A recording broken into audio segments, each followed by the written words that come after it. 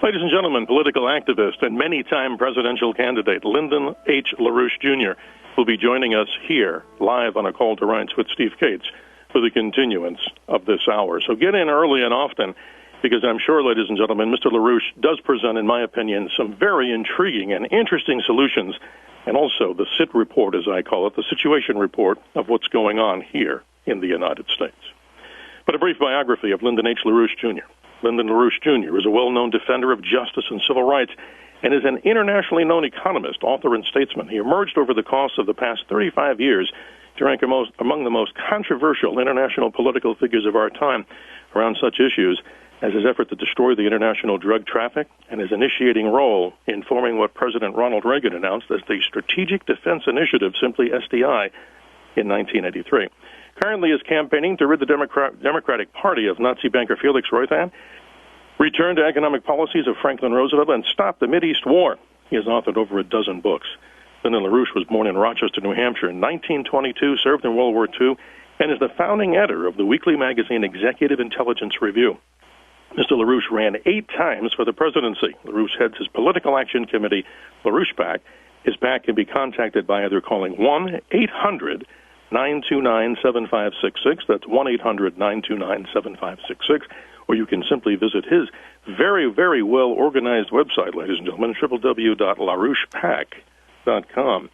And with that, it's a privilege and honor to welcome Mr. Lyndon LaRouche to A Call to Rights with Steve Cates. Good afternoon, Mr. LaRouche, and I hope you're with us. Thank you. I'm here. Well, thank you, sir, for joining us on this holiday weekend when I guess many people are, out there shopping and doing the other holiday things. But you have been following the world situation for so long. You're no stranger to so many people out there. But I wanted to start the interview today by having you describe to the audience here on your website a very interesting video called The Emergency Statement on Thanksgiving Day by Lyndon LaRouche. Tell us, sir, a little bit about that and the necessity why people should be paying attention to this. Well, we are now in the worst crisis, certainly in this century so far, and pretty close to some of the highest crisis points in the previous century. We are essentially bankrupt financially. There are remedies for that. They can be cured, but they're not being put forward generally at the present time. We also have an international World War III type situation brewing in the area of the Eastern Mediterranean and then the Persian Gulf area. This thing, if it goes, could be a thermonuclear war centered in that region and across Asia and beyond. Well, this is interesting, Mr. LaRouche. I find this fascinating because, like many people who listen to this radio show, you're about fact. You're about so many things that you and your organization research at www.LaRouchePAC.com. Help us out, because maybe somebody's listening, driving around, doing their shopping, going, wow, I never heard about this. And, of course, they never heard about it because, in my opinion, the downstream, or as many people call the mainstream, I like to say sometimes the downstream media, do not report on these situations. So can't just bring us up to speed on what's going on there that would necessitate a conversation like this? Many people. Well, you've got 2 things going. First of all, you have a genuine threat of war. The source of the war actually is an operation based in London, in the British royal family circles, and around the President of the United States. And, they're very close together. As a matter of fact, the President of the United States is more a British asset than he is an American one. But this thing, they're going into a series of wars which started with the Libya operation, which was a lie, essentially. We now have a challenge to Syria and to Iran. Now, they're not serious about Syria and Iran as an issue. They pretend to be serious about it.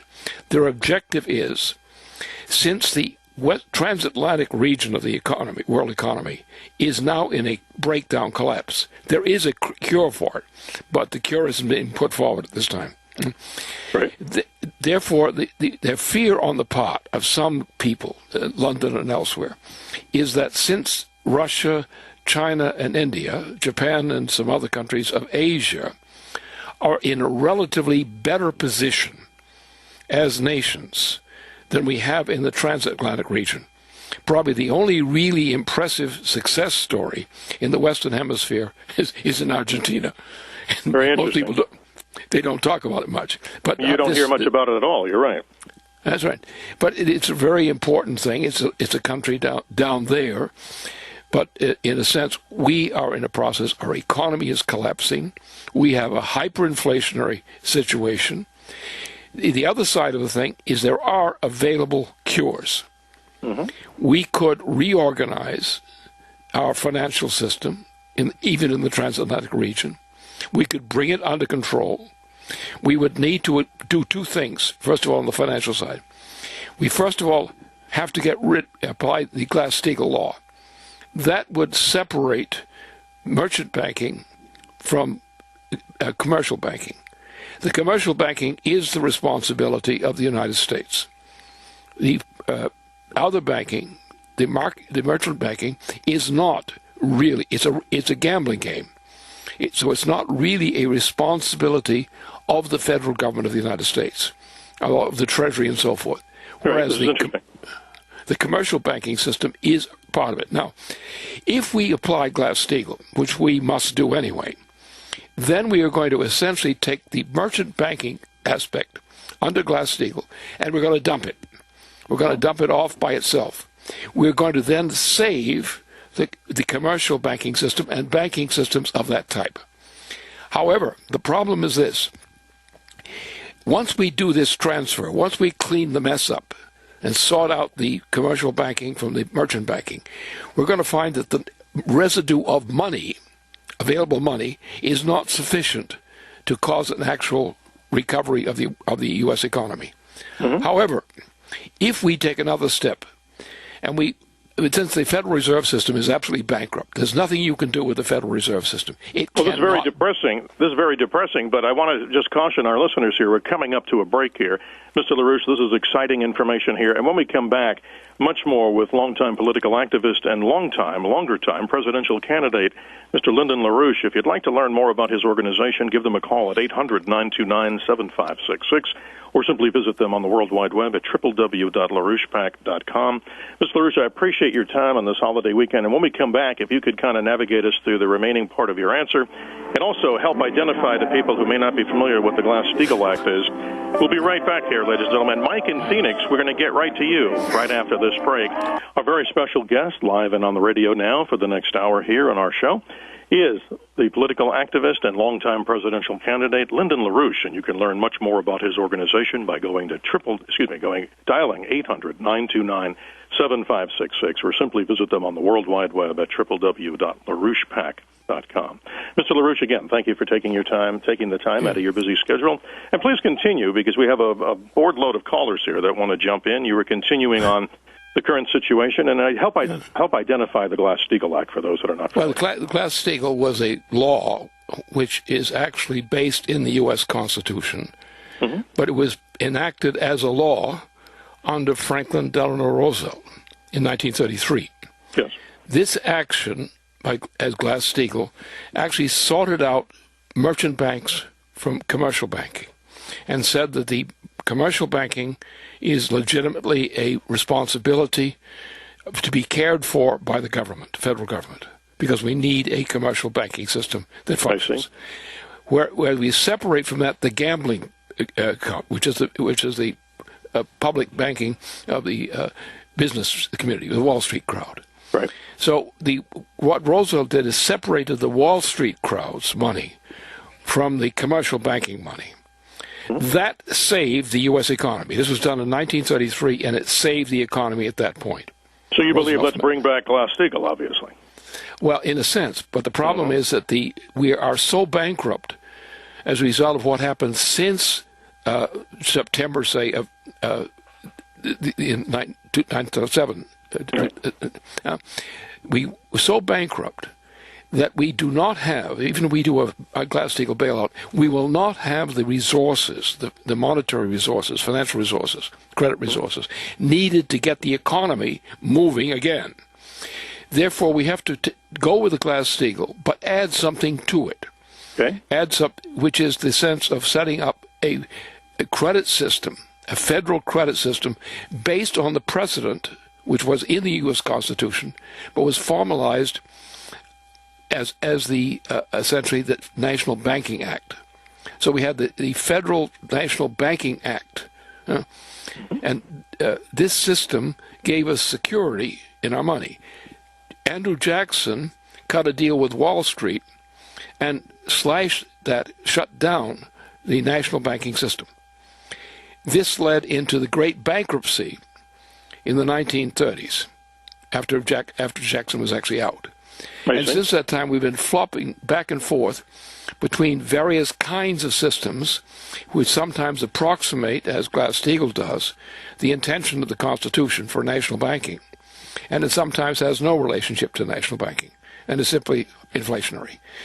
The point at this stage, what we need to do is this. We need to stabilize that section of the commercial banking system outside the federal, that is the national system otherwise, and add to that a National Banking Act, that is, which is the kind of thing we had under Hamilton. Right. A third national bank of the United States. This bank will then take the credit of the United States government, the power to create credit, and put that credit to work in two general areas. One, for federal projects which will create employment and construction and things we need. Desperately so, right. Done by the federal government. The federal government backing will also supply credit available if the project is qualified for loans in terms of a term of lending, for promoting private enterprises, which will be helped by the federal government. The object, of course, is to create two things: sufficient credit to go for a full employment policy for the American people. Secondly, is to take care of people who cannot take care of themselves by going back and reversing many of the decisions that have been made under this Obama presidency. We have to go back to a public policy of defending those who need protection, who deserve protection. But that will be a small part of the total outlay if we go ahead with high technology projects. For example, one is, which of course interesting for Arizona, is that the western states, unless the Rocky Mountain region, has a terrible water shortage. And it's getting worse every day, and people are not paying attention to that. If we go with NWAPA, reenacting the original NWAPA project, which was put into play by the presidents then. President Kennedy was big in this. I saw this on your website, and a lot of things I learned there, Mr. LaRouche. Yeah. But in all due respect, sir, to all the callers here, I want to try to squeeze as many people as we can in here, and I know you haven't completely made your point here. Let's welcome Tony, a regular caller here to A Call to Rights. Tony, good afternoon. Happy holidays. And you're on, of course, with Lyndon LaRouche. Your question or comment? Yeah, thank you, Stephen. Thank you, Mr. LaRouche. Two things real quick. First, yeah, I agree. You know, the way things were are not what they are now. Basically, I would have to disagree, though, with having a federal bank as far as, you know, determining infrastructure building, things like that, because currently right now, when we see what's going on with federal government doling out money and who they dole it out to, things are not too good. And I'm talking, i.e., Solyndra and all these other people. Good example. Especially when we have a fiat currency that has no gold backing, no capital reserve. Those kinds of things are the biggest problem.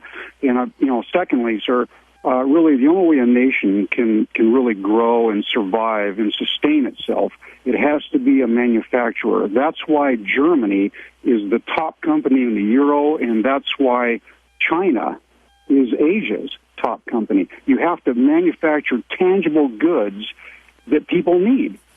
Tony, good points. Mr. LaRouche, I think the caller Tony makes some good points, but what's your opinion, sir? Well, no, we do need a national banking system. We have to understand a credit system. Money has no intrinsic value. Okay. No matter what kind of money it is, it has no intrinsic value. Well, money is valuable. Look at the case now. You have money floating all over the place from bailout money. We have a debt of bailout money. That debt can never be repaid. Right, money needs to be backed by something, right? No, it has to be backed by production. Exactly. In other words, we have two categories, or three categories essentially. We have care for the population of the United States as such. We need to keep the families, the households, the local businesses, the local enterprises in business. Mm-hmm. But we also have to have production, including agricultural production, other kinds of physical production. We also need things like NWAPA. Without NWAPA, we cannot solve the problem of the western states of the United States. They will go dead. Exactly. So, water is king in the West. I mean, people are not paying attention to that. So many years of ignorance to this problem, I think. Water is wealth. Organized water is wealth, as it was in the Tennessee Valley, which was the model for NWAPA. Now, in this area, this NWAPA project is the greatest project so far ever undertaken by any nation of the world. This project will save that whole section of the United States and Canada and part of Mexico too. It will give us the greatest rate of growth of physical product, useful physical product you can imagine. It will lower the cost of living because the productivity will be high. Mm-hmm. And therefore it's a ratio between productivity and cost which is crucial in this matter. We can immediately proceed under that kind of program I just indicated. We could proceed immediately from day one. If the law is passed, we can proceed and we can begin to grow again. And no, it's all good information, Mr. LaRouche. I think it's phenomenal. I'm going to try to do something unusual here, and that is squeeze in more people to the line as before we go to the bottom of the hour break here. Let's see how good I am at this. Again, Tony, I appreciate your interest in the show. And hang on with us. We would like to talk more with Tony, but let's welcome Mike. You've been patient. You've been hanging on the line here. I understand you have a little off subject, but you wanted to talk with Mr. LaRouche. Good afternoon to you, Mike. It's a challenge to you this year, if possible. Oh, yeah, I know I called in earlier before I even heard what your guest was, but I remember Mr. LaRouche from years ago. He's doing a good job. Anyway, I think we have what is known as key iceberg issues.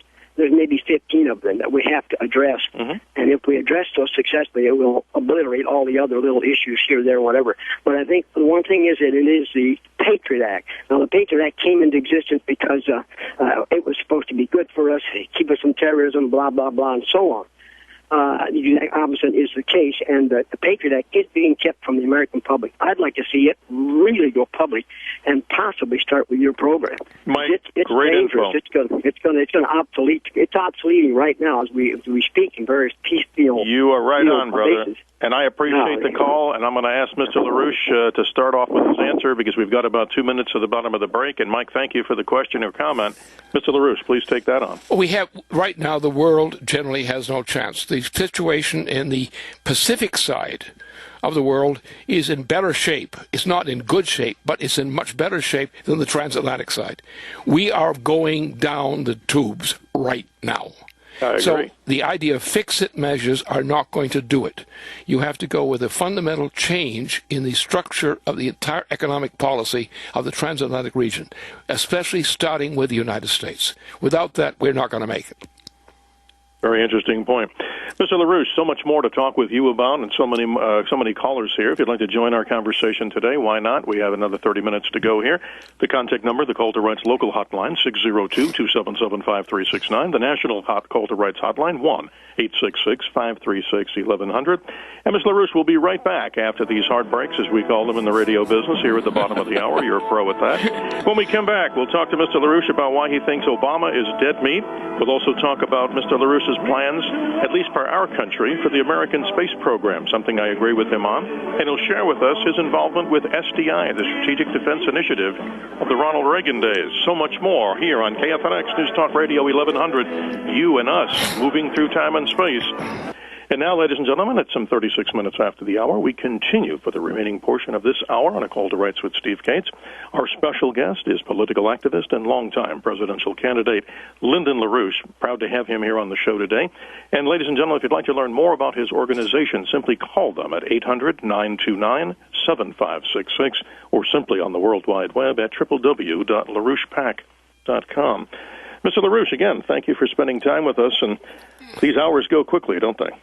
They do, yes.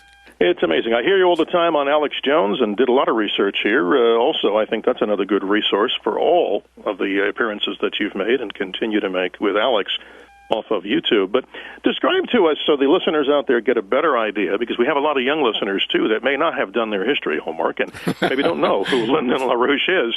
Describe to us, sir, in a summation, what is your political platform? What do you stand for?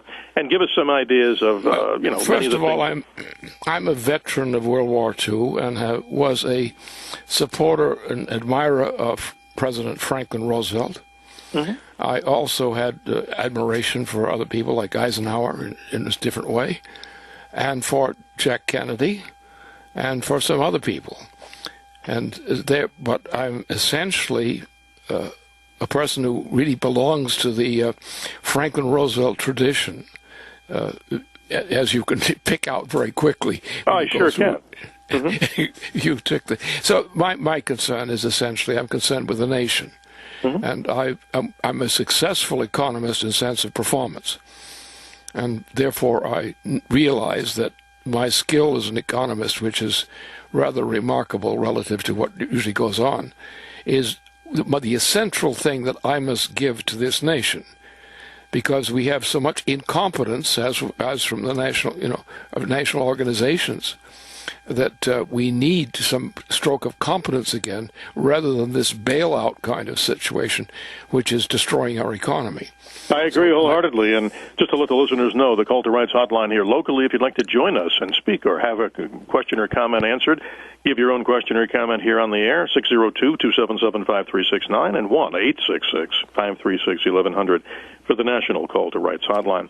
Mr. LaRouche, you describe in some of your videos that I've watched, Obama is dead meat. I'm interested to hear the definition of that in somewhat better clarity than just my statement, because there's a lot behind this, and please continue. Yeah, there is. And in April of 2007, I had done a study of Obama, and I determined that he had a mental problem, which disqualified him, in fact, for being a president.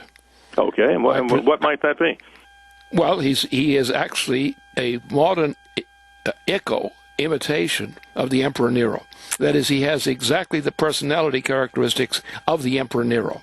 And that's dangerous. Now, of course it's dangerous. It's the most dangerous thing. It's the danger to our nation right now. This president is the greatest danger of all the dangers around the planet for us right now. His policy... Okay, go ahead, because I want to ask you, where's he taking us? Mm-hmm. He's taking us to hell. Okay. And if we don't get him, we could get him out in two ways. One way is necessary. Under the 25th Amendment, Section 4, this man is mentally qualified to be ousted for the protection of the United States. He's also committed crimes against the Constitution, for which he could be thrown out of office similarly, or even imprisoned. Therefore, we got to get this guy out now, or we're not going to have a nation. His policies will get us killed. And what we need is a sane presidency once again. If we can get that, and the people are relieved from this things that frightens them about this administration, I think we can get ourselves going again. And I think we can find cooperation among other nations, or at least some other nations, which will help us get this world back in order. Well, Mr. LaRouche, you say it well, and, just to be fair to you, too, I mean, and I think the listeners need to go and do some research on yourself. That's why I say on this radio show, if people think we just put specific kind of candidates or people on the air here, they're certainly wrong. I mean, we want the audience, as you know, Mr. LaRouche, to make up their mind, and certainly out there, I'm sure there's many people that would certainly agree with what you're saying, and just on the other side of the coin, probably disagree. But you're not without controversy yourself, and I find it very, very interesting through all the trials and tribulations that you've been involved with so much. That's why I'm listening to you very closely, because, we hear this in the main or downstream media about certain things that Obama's doing good and certain things he's not doing so well. But you've got a lot of time, in the chair, as we would say, as an economist, met many, many world leaders. But, again, I hear all these stories, I don't know how factual they are, that this particular president, Barack Hussein Obama, spends a good amount of his time sitting upstairs in the White House watching television, watching sports. I mean, not that there's anything wrong with that, but that he's not in tune. Right, and he's not in tune with the day-to-day happenings. It's delegated to handlers, not like we've seen in previous presidencies. And I wonder, do you think that's really fact or fiction? And you're describing having him take it to hell. This guy sits up in that little intermediate audience between the two sides of the White House, playing with basketballs. You watch him publicly playing with basketballs. He has actually no real programmatic orientation. He has policies which he supports, sometimes without reason. But his policies are actually insane from a standpoint of the effect. And his profile, his personal psychological profile, is that of a man who should not be in the presidency. He should not be in any public office, but especially not the presidency. Well, let me ask you this. Yeah, go ahead. Go ahead. I have a question for you real quick after this. Yeah, the point is his mental condition is a threat to the existence of the United States. He's getting us into a war, which would be a thermonuclear war right now. If you put him where he should be, outside of office, leading responsible people in the United States system, that is in the government, and relevant parts of the government, would move to eliminate his policies now. And this includes our leading military people, top people. Realize this guy is a menace to the existence of the United States and must be removed on perfectly clear grounds. Section 2020 Amendment, Section 4, and also impeachment. He's ready for both those dumping operations. I would proceed immediately with the process of getting him out on the basis of 25th Amendment, because that would isolate the problem. And we could deal with the other things, not at leisure, but more leisurely fashion. We have to stop the mess that the world is going into right now. You bring up good points, but I want to ask you, here's my question that I wanted to get in here before the next break. You look into the LaRouche crystal ball and talk to us. You're an economist. Everybody's talking about all the trials and tribulations in Europe, what's happening with the euro, MF global collapse, the whole thing. What do you see as the next shoe to drop? When and what's going to happen? Because so many people are in tune to, what they want to know what's happening, but nobody knows who to believe anymore, I think. Well, I know that's the problem, but the fact is we're in a matter of days away from hell. So this is not a question of a long-time discussion about what the problem is. I started that discussion in April of 2007 when I presented a diagnosis of the mental state of this president and indicated why he should be removed from office immediately on the basis of the 25th Amendment. That's pretty powerful stuff. Oh, well, that's the game I play. I like the powerful stuff. Here in our studio audience, we have Dirk Kreisig, who wants to jump in here, Mr. LaRouche, before we go to the break here. Yes, hi. Thank you. Oh, is my mic on? Yes, it is. Yeah, it sounds strange. I wanted to go back to the project you had, the NWAMPA project, and during the Obama initiative for jobs, and there was a lot of talking about investing in infrastructure, as NWAMPA would be a major infrastructure project. How do you see that when it comes to, I can see it politically it works well for Republicans, but when it comes to the country, isn't that actually a mistake that we do not want to invest in our infrastructure right now when it's really important to put people back to work? It's not just infrastructure, it's the water of life, yes. And it's the power of life. To postpone NWAPA any longer is to jeopardize the lives of many Americans, a great number of them, because it's precisely that kind of project which has been overdue since the middle of the 1960s. That project will save the United States, and we've got to start saving the United States real quick. You're so right, Mr. LaRouche, and here we go with our last break, ladies and gentlemen. To learn more about Lyndon LaRouche's organization, give them a call, 800-929-7566. It's some 47 minutes after the hour, ladies and gentlemen. We continue to move through time and space, as you've been listening to here live. For the continuance of this hour is our special guest, political activist and longtime presidential candidate, Mr. Lyndon LaRouche is joining us. His contact number is 800-929-7566, or to learn more about the organization, www.LaRouchePAC.com. Mr. LaRouche, I wish we had more time, but I'll go right to the last questions that I had. I wanted to talk with you about two things that I wholeheartedly agree with you on, and that is the failure of this administration to continue our American space program. I have another life out there. I'm Dr. Sky, and I report on space and astronomy and all the things happening in that realm across the nation. in around the world also. But the space program sadly ended, as you see, with the manned space program back with the launch of the shuttle back in July. And also, your involvement, talk to us about, too, the other part of this equation, SDI, something I find so important. It might have been, the main reason that the Soviet Union capitulated during the Gorbachev era, and that they seemingly are not around anymore. I think that was part of it, don't you think? Well, what happened is in 1977,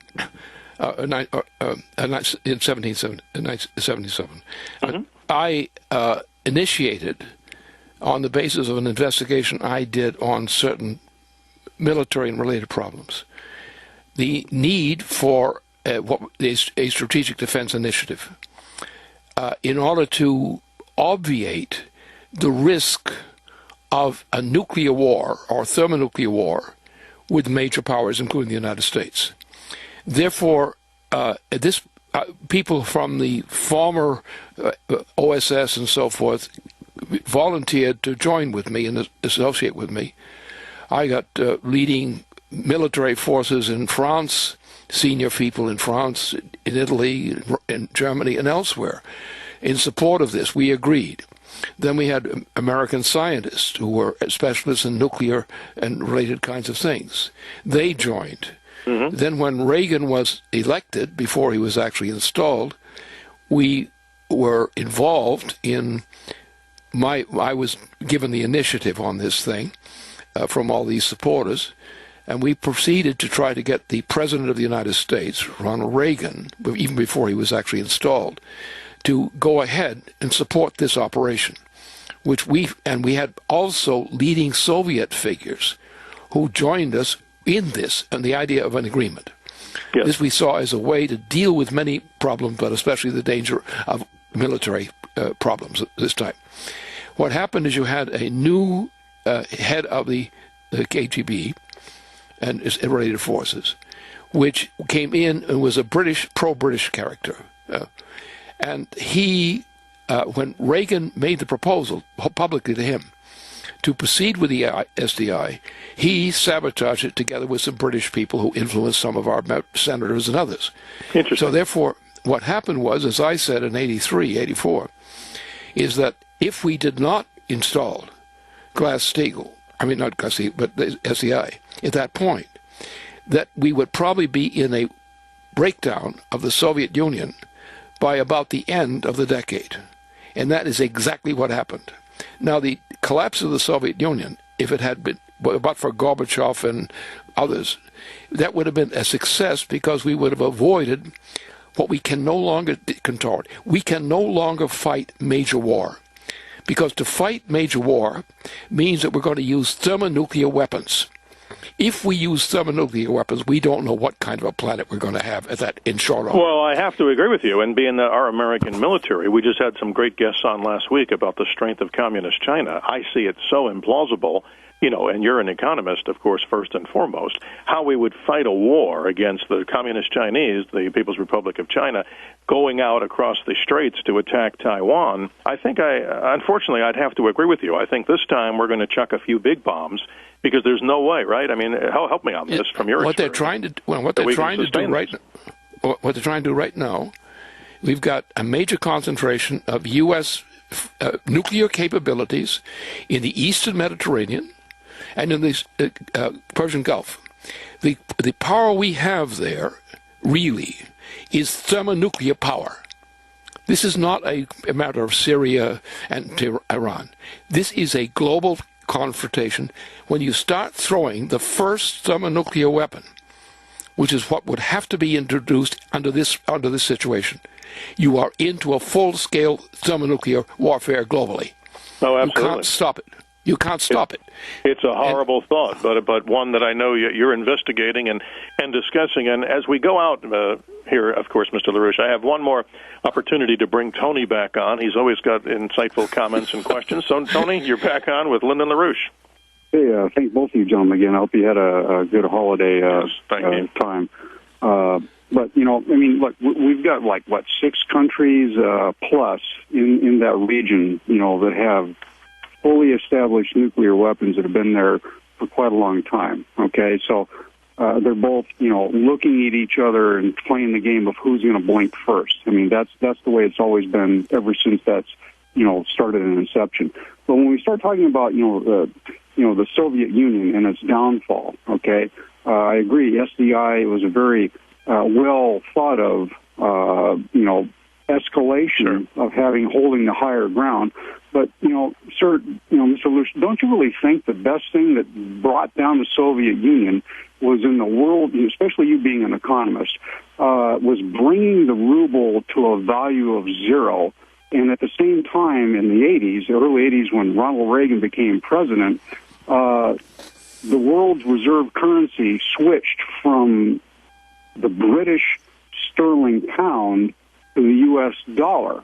And the way this president, Ronald Reagan, played that dollar. You bring up some good points there, Tony. Actually, that was not quite the case. That the Soviet Union collapse was actually a result of Andropov and Gorbachev, whose policies were actually responsible.